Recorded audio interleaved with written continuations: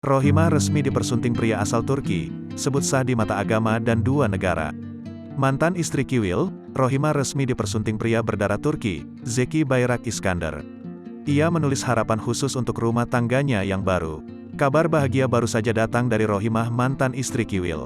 Setelah lepas dari pelukan sang komedian, kini Rohimah tak lagi menyandang status janda setelah dinikahi secara resmi oleh seorang pria Turki.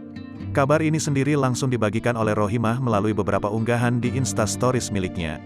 Ia mengunggah ulang ucapan selamat yang disampaikan oleh beberapa sahabat dalam foto perdananya bersama sang suami. Kabar pernikahan mantan Kiwil ini pun langsung menyita banyak perhatian publik. Sementara itu Rohimah sendiri akhirnya membenarkan jika dirinya telah melepas status janda dan kini resmi menjadi istri dari pria asal Turki. Fakta ini disampaikan Rohimah pada unggahan perdana di feed Instagram akun pribadinya. Rohimah nampak mengunggah lagi foto manis saat mencium tangan sang suami. Ia juga mengungkapkan telah sah di mata agama dan dua negara dengan pria bernama Zeki Bayrak Iskandar tersebut. Ia berdoa agar rumah tangga yang dijalani dengan Zeki bisa samawa atau tentram dan penuh kasih sayang.